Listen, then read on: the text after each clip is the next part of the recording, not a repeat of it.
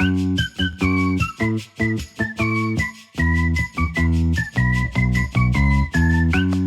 everyone. I am Melody Richardson, and I am really happy you are here at Pathways to Industry. But I'm especially excited to introduce Chani Ward Cabo. She is a seasoned talent acquisition leader with a proven track record in strategic recruitment, organizational design, and human resources. With experience spanning industries such as technology and power generation, she currently leads talent acquisition at Oglethorpe Power in Atlanta, Georgia. She's focused on the candidate experience, recruitment strategy, and personal brand cultivation.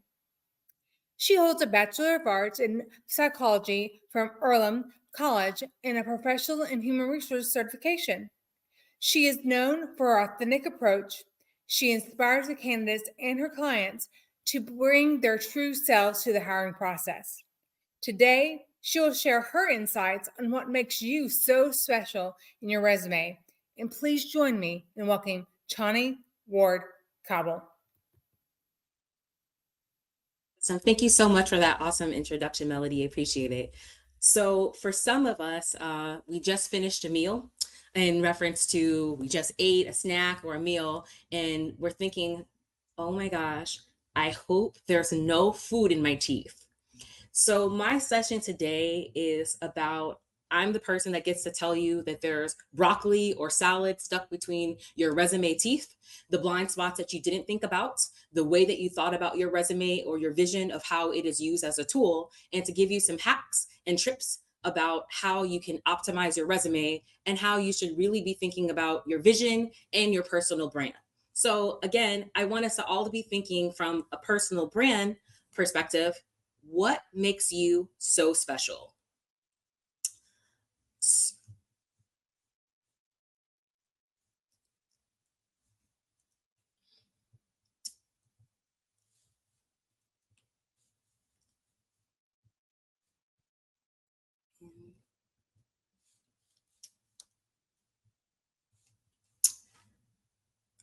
So, when I think about the resume as a tool or resource, really the mantra that I want us to start to envision is that your resume is not just a list of all the work experience that you've had, the places you worked, and a data dump of every piece of experience that you had, but it's really an extension of your personal brand. Thinking of your resume as a billboard, your website, your flyer to talk about, again, what makes you so special? How are you differentiated between the hundreds of thousands of resumes in front of a hiring manager or a recruiter?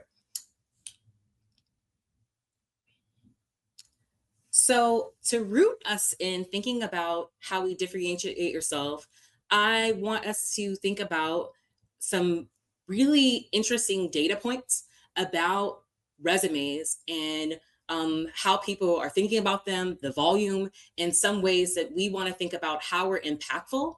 So, 210 million users are on LinkedIn. Of those 210 million people, 34 of them are saying, I am open to or looking for work. Again, how are you sticking out of hundreds of millions of people? In terms of people who have educational backgrounds, that is where a lot of recruiters are honing in terms of the first place that they're going to go on your resume is understanding your educational or certification background and understanding that is clear, what that looks like. From a style perspective, sometimes people do this data dump where they're saying every job they ever had in life. You were a Girl Scout when you were 10 years old. You were a Cub Scout when you were 12. That's awesome and amazing experience. But if we're thinking about one page of experience, we want to make it the most impactful for the position we're trying to get.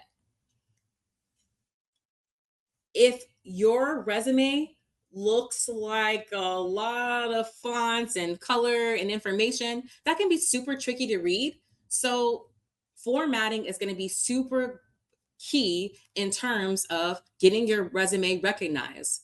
It is actually 60% more likely to be recognized or to the top of the stack if people are able to read it clearly and concisely. Scary statistic, you might not even think about it, but when you're putting your resume together, is your contact information up to date? A fun one I had recently was I was trying to contact someone about an interview, but they had the wrong email address. I never was able to reach them. So they're out of the process. So doing that double check in terms of you might use all the tools, the Grammarly's of the world, the spell correct, but did you put the right telephone number? Chani, will you press present on your Oh, slideshow? sure thing. So sorry about that. Thank you.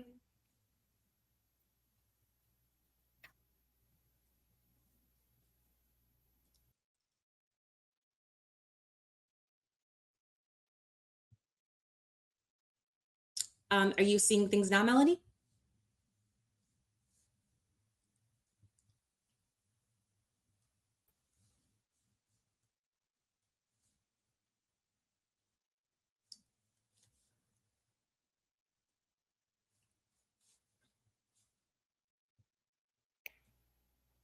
They're still having trouble with your slides.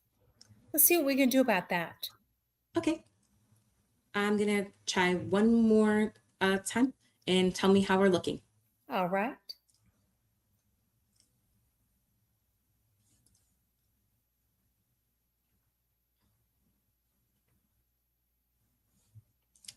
Can you see things now? Yes, they're better now. Okay. And I'll give folks a minute in that this was some of the data points that I was going over, but just giving you a chance to see them visually in reference to the place that I was leaving off was talking about just having the right contact information. It seems like pretty obvious, but just making sure you're doing that double check to make sure that the telephone number that you provided is on, available, and spelled or keyed in correctly. Same with the email address, and that information is clear in there. And some are asking you to click the view slideshow from the current slide to where they can see it full. Got it. All right.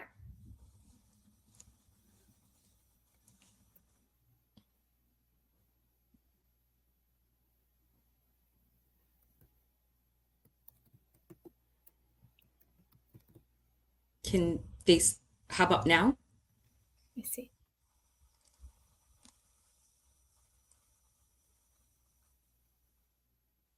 Still the same for some. We're going to leave that as it is. Take it away, my friend. Awesome. Thank you so much. In reference to the resume, in terms of the content that you're speaking about, in terms of achievements or impact, one of the key places that you'll want to be able to lean into is anything quantitative. Talking about impact from a standpoint of calling out numbers, achievements in terms of quantitative information is going to be a key place that you'll be able to stand out from other candidates.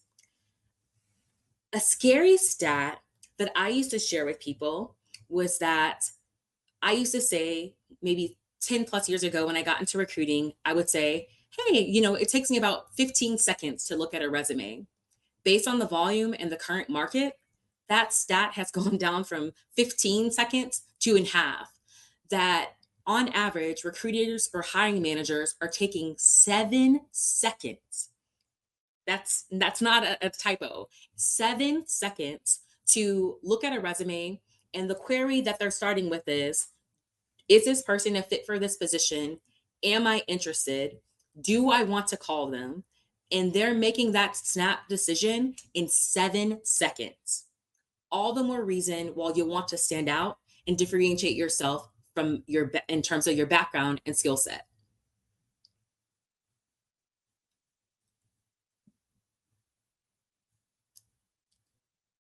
So there's always like fun trends and dynamics that come across from time to time in terms of how people want to add flair in terms of their resume. But no matter the format, the context of the position you're applying to, there are some things that are non-negotiable. All of these items, based on the current market and anyone's experience, you'll have to have your name, your full name, a reachable telephone number. You'll notice that if you're able to view the slides, that an appropriate email address is going to be paramount, in that maybe that fun TikTok or IG handle that you have might be appropriate in your personal life, not so much for a job. So making sure it is an appropriate email address. In terms of checking you out, in addition to the resume, a lot of recruiters or hiring managers are going to take a look or a snapshot in terms of your LinkedIn profile. So having that available and a hyperlink to that would always be appropriate in terms of including on your resume. There are all kind of fun style things again, but no matter what, you're going to want to include your work experience and the functional details behind the work that you've done in the resume. Definitely calling out and making sense of your education. If you're currently pursuing it, then calling that out. If you've achieved it, have a degree or certifications or specific designations, calling those out and making sure that information is current and accurate on the resume as well. So while you being special and differentiating yourself is the highlight of what we're trying to do, these are non-negotiables and content you'll definitely want to include and have to have on your resume. So here's the fun part. The resume should not and is not a tool in terms of a job description. That if you are writing a great resume, it will not look like anyone else's. If a hiring manager or recruiter is hiring for a position, they know what that skill set does. But what you're really trying to drive home and make sense of for them is what differentiates you from everyone else that has done that job. What I want to invite you to do is to think about who you are from a personal brand perspective, how you make that show up at work, and being able to speak to that. Is it that you're super sociable, very personal person? Maybe in your experience, you're talking about networking, the relationships you've built, and what that's looked like. Maybe you captured a new account and how much revenue that leads to. So, as cute as this corgi is, we're really calling out what are your superpowers and being able to capture that in an impactful way in the resume. Again, how do we do that? We call out quantifiable results, how you led to impact, what differentiated you behind everyone else on the sales team. Did you have more sales? Were there a particular type of accounts you work with? Did you have a range of industry experience? I get this question often, in that people who are newer or getting into the workforce, they say, well, this one page idea, I don't have a ton of things to talk about. How do I talk about my superpowers? Well, maybe you just recently got a degree, so you can call out coursework related to the position that you're applying for. Maybe you had an internship. Maybe you worked while you were in school. These are all parts of your personal brand and shaped in terms of who you are as a candidate and how you're going to be able to add impact or value to the role that you're applying for. So maybe you're scratching your head and saying, well, I don't know how I talk about my superpowers. An easy way to highlight that is thinking about who you are on a personal level and how you are able to polish and speak about that in the professional vein.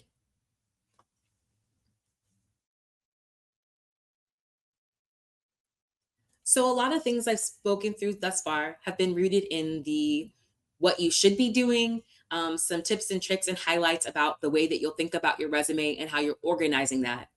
But there are some very specific call outs in that you'll want to take the time to make sure you're not doing it. Resumes have been around since there's been a work.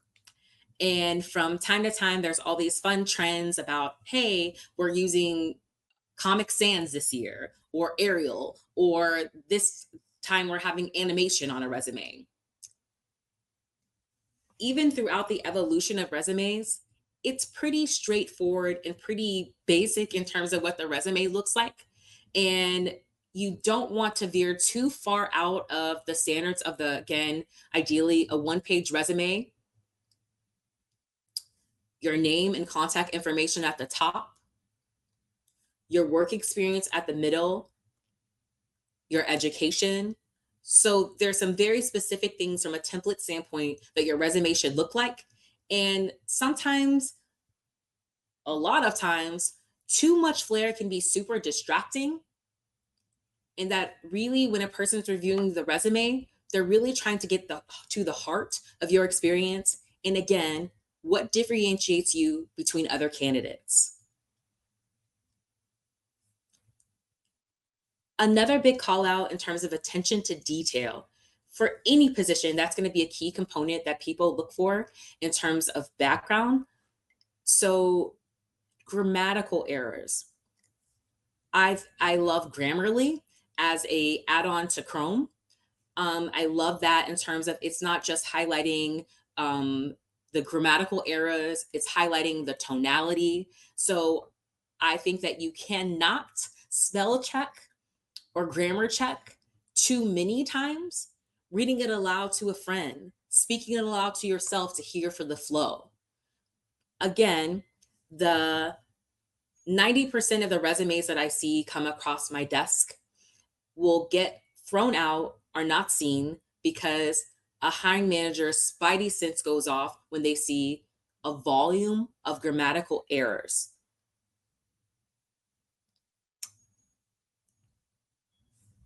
While you want to take some creative and poetic license with talking about your experience, you do not want to fib or flub your experience because you will be asked about it in the context of an interview. And you'll want to make sure that the information you're sharing is accurate, it's really your experience, and you're able to speak intelligently and in depth about that experience. So just being mindful that your brand is your brand. You don't have to have done any more than what your experience is. And a lot of times we say, well, I don't have that experience. That's okay. In an interview setting, you'll have the space to talk about what your training could look like and that you're open to learning. But definitely being accurate in describing your work experience.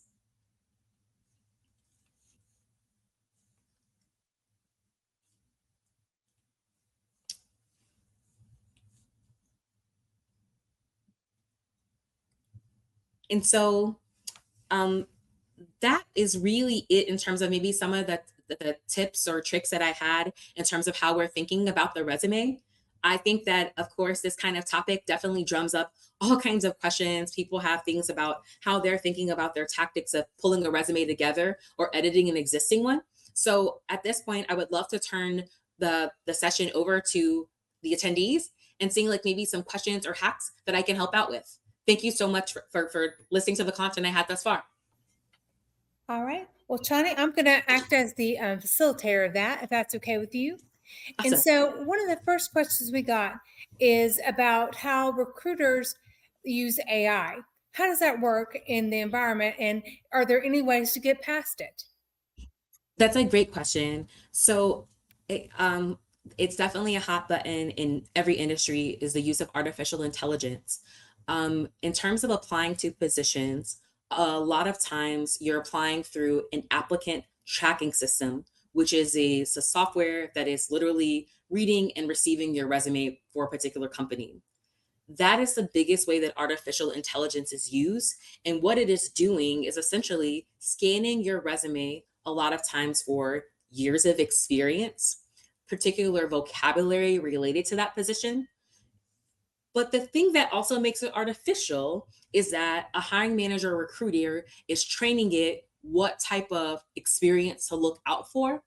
And so, some ways that you can hack AI is one of my favorite tools or applications is a is a tool called Teal HQ, and it's a website. And I'm actually plugging it into the chat, and and I just plugged it in there.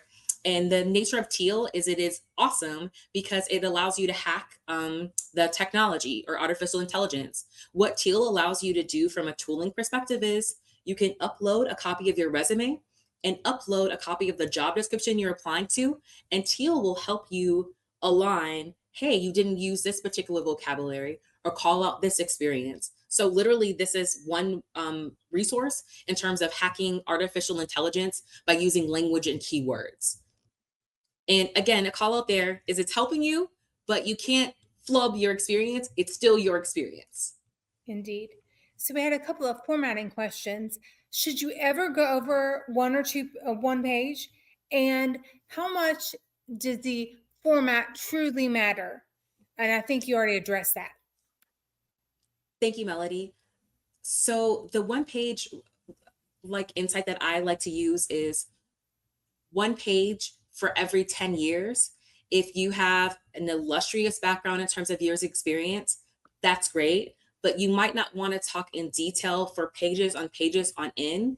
You might want to just include a snapshot and overview of those years, not necessarily going into detail. And I want to talk about why.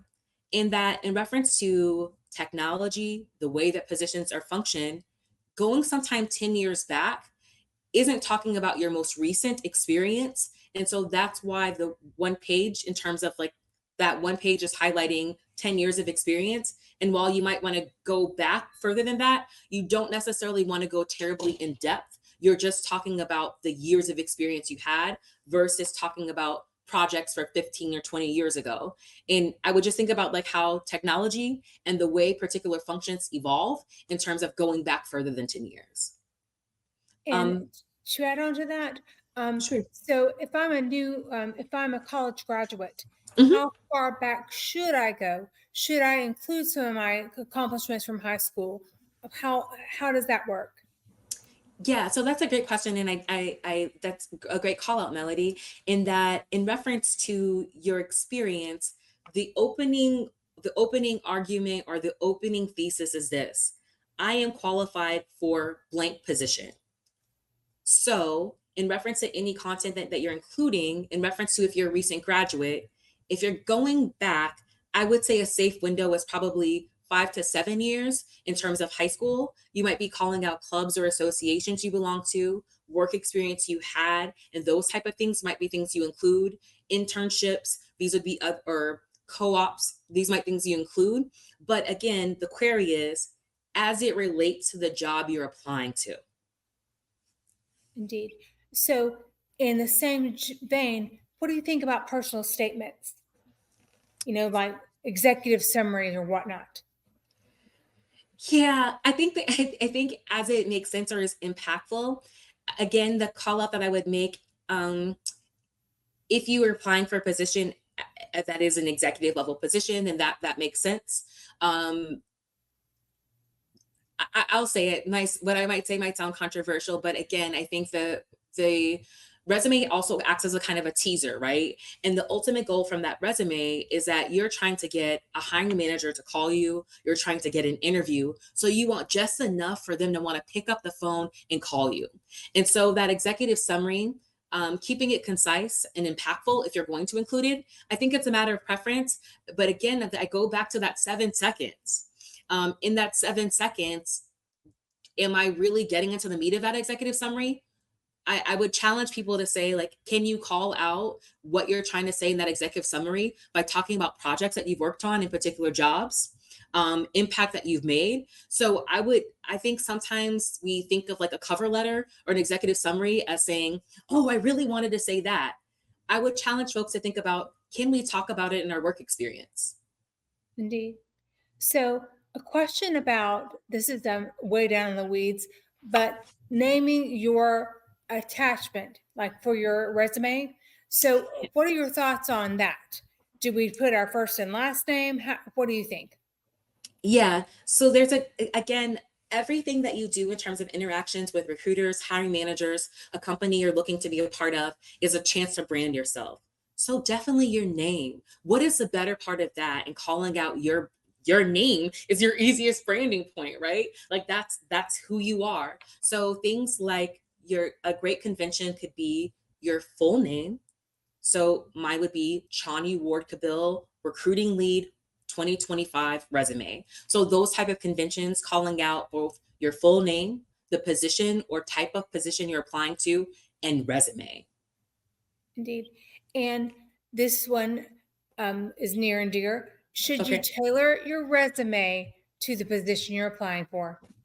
Of course. That in that I know you're thinking if you're joining the session, you're like, it was hard enough to come up with a one resume. And now you're saying I have to have multiple versions. Yeah, you Yeah. do. Because again, the opening thesis is I'm qualified for this position. So what that could look like is if you're applying for positions in multiple industries, you might want to emphasize a particular position in that industry or an internship in that space. So yes, because that opening statement is shifting, so should your resume. And that's why maybe, again, in the example, talking about the name of the file or the attachment, that you'll have different title versions. Indeed. And how important do you think the cover letters are now? Oh, but this is a fun one. In my personal life, I always tease people about it in that there's a colloquialism sometimes people use in the South that's in the South in the States. They say, see what had happened was. And that's essentially explaining away a fault, right? And so in my purview, unless it's explicitly asked for, that when you're applying to a position, the company says include two attachments, your cover letter and your resume. I would say that that cover letter is the see what had happened was, and that's like a footnote or a disclaimer for having an impactful resume. Indeed. And so, can you tell me your top five resume tools for those of us that are working on resumes? What is your top five I besides Teal, of course? yeah, of course. So in I will say it out loud. In reference, I would say three that probably I can say five, and some of them will not even actually be tools or resources. It'll be pretty obvious things. So Teal, of course, is one of them. I love Grammarly because you're actually able to add it as an extension, and it helps again with things like tonality. You can ask it to be formal or professional from a tone perspective. It can help you reword or rewrite sentences. So I love Grammarly for that reason, in terms of it's not just looking at spelling or naming conventions, but it's actually looking at tone and flow of what you're writing. I would also point out that like I am a big proponent of Chat GPT in terms of literally free AI tool. But my big disclaimer in terms of using things like a Chat GPT is it's artificial intelligence. And the thing that makes it artificial is it's only as intelligent as the person wielding it. So it's going to shoot some gargle back to you. It will be up to you to refine, edit it, and make it in your tone and in a human tone. So I do definitely use ChatGPT in terms of a way that I've used it that I think is super fun is saying to it, tell me how this sounds. Maybe I'm stuck in the language of using the same word. We all come across that in a resume that how many times can you say that made impact or I did this or I said this. Oh my gosh, how many times have I used this verb and now I need to think of another one and now I can't? Well, that might be a time that I plug in Chat GPT. Give me a synonym for impact. Give me a synonym for differentiation or whatever that might be. So again, using it when I get stuck or I'm noodling on something, but again, editing it to make it my own so that it sounds like a human. Um, Other tools that I would say that are, I would say, a friend in that a very candid, straight shooter kind of friend, having another pair of eyes look at your resume. You might have edited to death, you've run it through Grammarly, you've done spell check 80 million times. Let someone else look at it, step away, and let a person who is going to be super candid with you take a look. Um, and be open to their feedback would be the other piece of it. Indeed. Excellent. And And another place I would say is that it's not necessarily, I would say like the LinkedIn's of the world in reference to looking at the way people talk up language is a key thing I think we talk about with AI. So looking at how they're describing the job, looking at multiple positions and looking at the vocabulary. So that's a way that you could use it. So those are again Teal, HQ, as I mentioned, Grammarly. I think it's it's obvious, but like if you're using Word or Adobe in terms of spell check, a friend, and LinkedIn. Absolutely. And on your resume, how is the best way to describe or show off your skills that you've learned by volunteering? So, what say you? Just the same way you would describe any other position. So, just like you would have like work experience for a particular position, you would call out where you volunteered. You would call out maybe the dates in terms of talking about the time and that evolution. And then you would literally put the bullets in terms of calling out that particular experience. Again, the you want to be super strategic about that and that you're calling out that volunteer experience and the functional things that you've done there as it relates to the position that you're applying to. You were looking for a sales position and part of your volunteer thing was interfacing with a lot of stakeholders or account management, calling that out. Part of it was being on the phone a lot, so you're used to cold calling. So again, you can talk about any and all parts of your experience, and that is your brand. But tying it always back to the position you're applying to and speaking to what is your superpower or personal brand. Excellent. So, um, should I ever um, go over 2 pages as a PhD student when I'm talking about my accomplishments there? Or is there a better way? I think in terms of again like this, I think we talk about years of experience and also the context of what you're applying to. Depending on what you're applying to, it might be a CV versus a resume in that context. So that's something to think about. Is like again, it's always married to what your goal is in terms of what you're applying to. And then if you're going back in terms of years of experience, maybe you're talking about or calling out pieces from your dissertation, then that might be the space to do that. So I think that that's fine in terms of the pages and that is my preferencing in terms of again I'll call it out and maybe you'll get sick of hearing this but 7 seconds and again it is a teaser in terms of getting you excited about the person getting excited about reaching out to you. Another thing that you might do in terms of maybe you want them to read the body of your dissertation, the work that you've done is directly related to what you're applying to, so you might have a website or microsite or link to that. So that might be another opportunity if, in terms of if you really wanting to stick to being concise, you can include a link to it. So that might be another way of keeping it down in terms of the number of pages. Excellent. And so, should I use for our foreign students? Should they use their English nickname versus their legal name, as they're worried? Folks can, you know, they can judge or they can really not understand what they're saying. So, what do you think about that? Again, I'm going to use the word brand. Is that what you would go by in the office? Is that what you would go by in the position? So, and I would challenge you in reference to the company you're applying for, you want them to be hiring you. And so, whatever resonates in terms of how you would like to brand yourself, I think makes the most sense. Helpful things is my name is Chani. So I can guarantee you that I've got Shawnee, Tawny, Johnny, Tony, every pronunciation. So if you do have a unique name and you want invite people to call and also you want to be called by your correct name, offering a pronunciation key or those type of things might be helpful if that is the name that you go by. So that might be a workaround or inviting people to lean in terms of reaching out and calling you by your proper name. So I would just say that that is a question in terms of your brand. Um, if my if you go by a nickname and from a brand perspective, I know that everyone's met like a Michael who's really a Mikey, right? So he's going to be Mikey on his resume. That is okay in terms of that is his personal brand.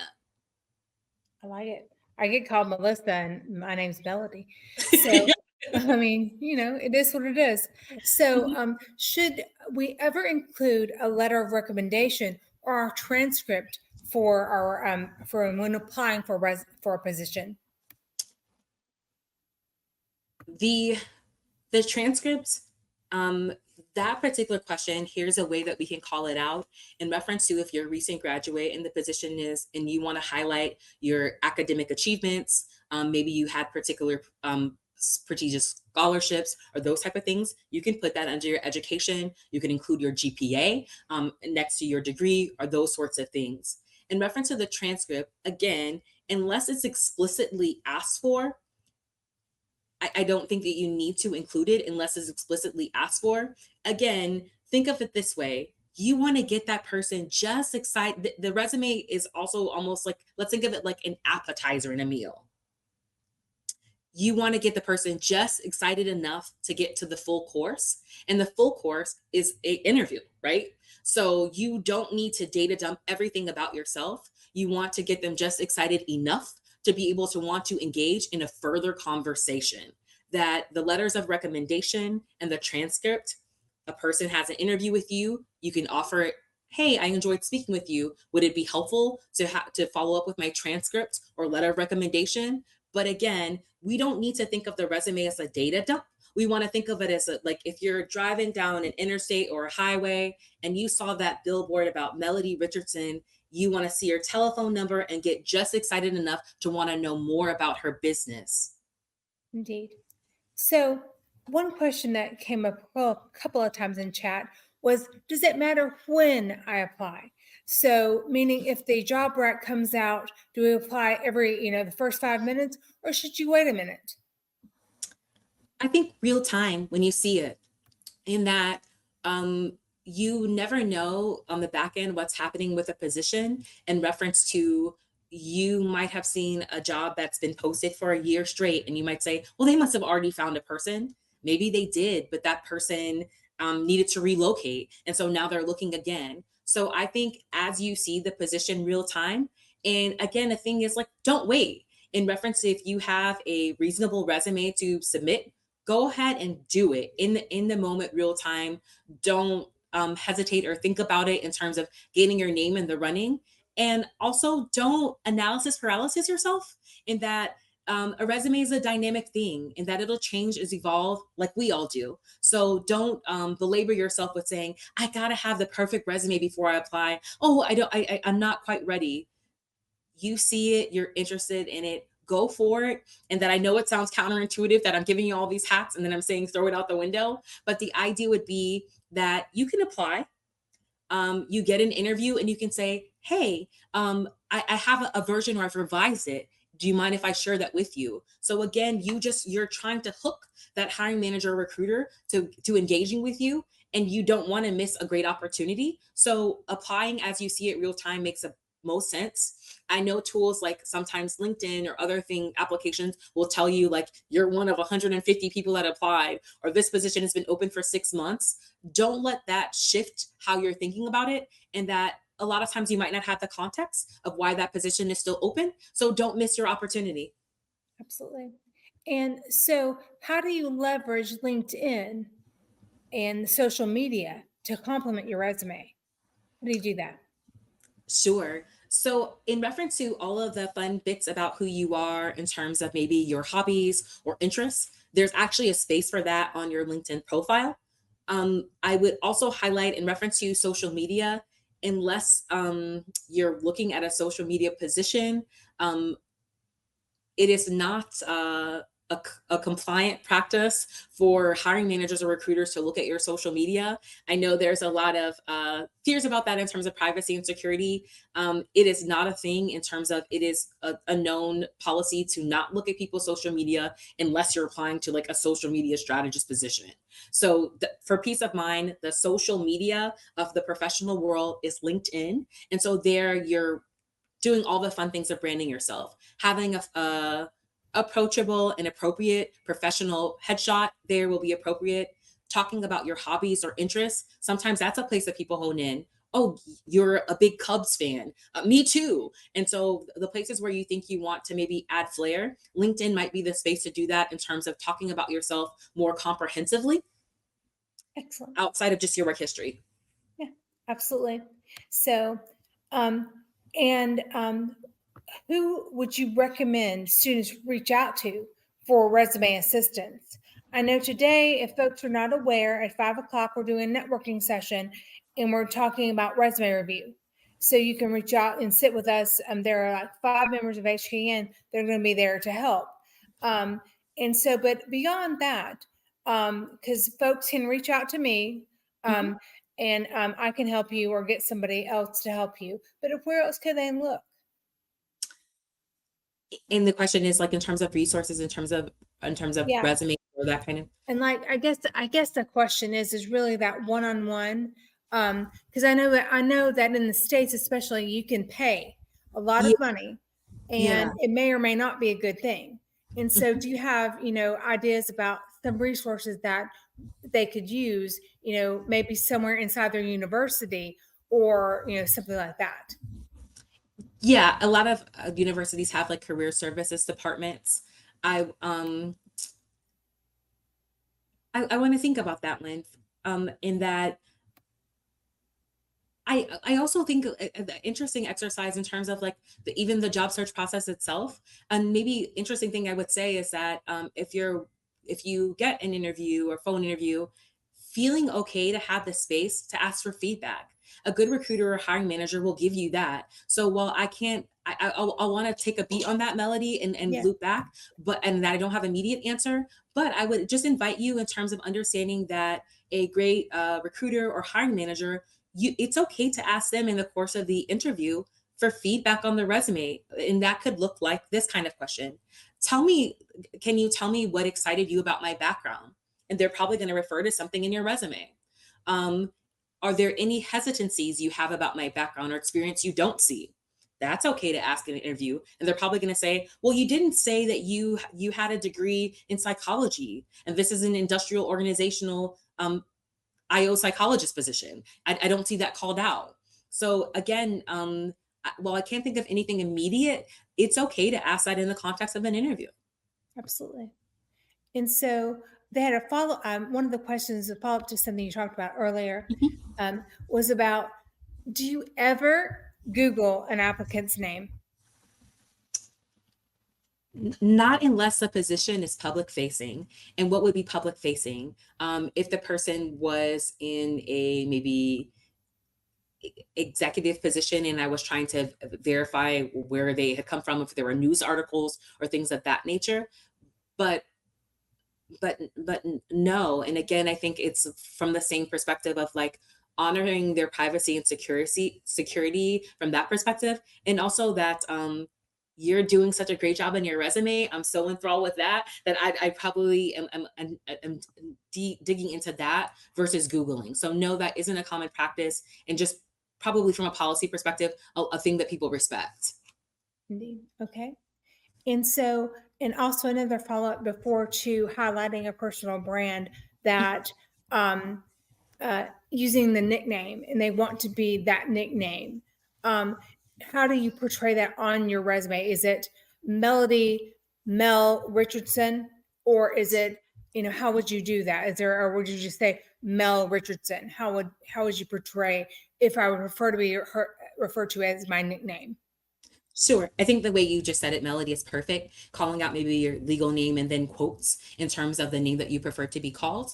And if I think it's also a matter like this is your brand, so it is a matter of preference. Maybe you feel like, hey, I would want to appear particularly formal for this type of role. So I'm going to be Melody Richardson on my resume. But in the context of maybe an interview or a recruiting screen, that you're saying, hi, I go by Yeah, Mel. please call me Mel. Mhm. So, okay. Exactly. So, and should I reach out to a hiring manager to get more details about the position? Um, is that a thing? What do you think about that? So I think this question just came up about like privacy and personal boundaries. Just like you wouldn't want someone to maybe Google you in reference to finding out more information about you as a candidate, that there's a particular channel that you're going through in terms of submitting an application or a resume. The same would be in terms of boundaries with a hiring manager. And I would say the exceptions would be if you are being referred or recommended directly by someone already with the company or contact. That might be an exception in terms of reaching out to them directly, again respecting like personal boundaries and channels. And and and unless you have some type of network relationship with them would be the only time I would see that exception. But a lot of times there is a reason why they're funneling through specific channels, just the same way you wouldn't want a recruiter or hiring manager to Google you and see what you did on Saturday. Indeed. And so now, if I were to reach out to that hiring manager, does that make my resume stand out, good or bad? It's all going to depend on the hiring manager, um, in that some people might respect and appreciate the initiative from the perspective of that you did the research or your diligence to put yourself out there. And other people, again, there's the other extreme where people might find that as a violation or not the proper channel. And I would also advise, if you're going to do it well and right, that you are talking about your value, that you've done your research, that you're not just reaching out blindly and sending out a spam email, that it's super personalized. You're talking about your value. You're calling out maybe particular projects that company is working on, or whether it's on their roadmap. That is super strategic if you're going to do it, and that you're going to do it well. Indeed. And so, along those same lines, how about those follow up emails after an interview? Where is the cutoff, and how many, and how long should you wait? That kind of thing. That I would advise that, again, like thinking of the your interview or your resume, your application process as your own marketing campaign. So you had a phone interview with a recruiter or hiring manager that day, that evening. It's great to send a note thanking them for their time. One big call out is, like, again, it isn't a template, calling out a specific part of the conversation that you had. I love that you told me that this would be working with a national brand. I would look forward to doing that kind of work. I look forward to next steps or hearing back from you. So I think follow up and thank you notes are always great from both a courtesy perspective and, again, part of your personal brand. We have the chance to speak or meet now. I want to keep myself top of mind for you. So here's another commercial of myself, is my thank you or my follow up note. Indeed. So, and I think that this may be the last one of the day, Okay. but tell me how we don't get discouraged when you send out all those resumes and you don't get a response. And is there ever a time? So, how do we not get discouraged? So, it's a twofer. And then, should you ever call to follow up? So, I think the first one is, how do you not get discouraged? So using everything as an opportunity for feedback in reference to an opportunity to pivot. Again, the way to think about it is that the resume is a living, breathing document that will evolve as you do and as will your experience. So if you're not getting the bites or the hits that you would like, then maybe it's a chance to change it up or revamp it. Ways that you can think about that is, like, again, using the job description as a guide. You maybe want to plug Teal in terms of saying, like, did I miss something? Letting your another friend look at the resume and give feedback. So don't suffer in silence from the standpoint of thinking of that as a data point. If you're not getting hits or bites in terms of the resume, this is a chance to get another version, vamp it up. So using that as a motivator, and that the market's in an interesting place. There's a volume of resumes, but here's a chance to level up what you have in terms of content. So that's one way to think about it, is that it's just a chance to pivot. And then there was a second part of your question, Melody. Don't want And to the make. second part was, and this is the last one of the day, y'all, is Mhm. that should you ever call to follow up? It's okay. That's okay, particularly in an instance where someone has an interviewer, a recruiter, or someone has shared their contact information. They're sharing it because there's a space to do that. I think uh, one phone call is reasonable. I think the timeline to wait is if you've had an interview, maybe a week. It's been a week. A touch point makes sense, an email or phone call. And the tonality of that can be, I enjoyed our discussion. just checking in. Again, keeping yourself and your brand top of mind. But I think that I would definitely encourage it in terms of you're showing your enthusiasm and interest, and you're keeping your campaign at the forefront of that employer. Perfect. Well, I want to thank you so much for sharing your insights today. You are amazing. Again, I want to thank Chani for sharing her insights on what makes you so special in formalizing your personal brand. Thank you again. Thank you.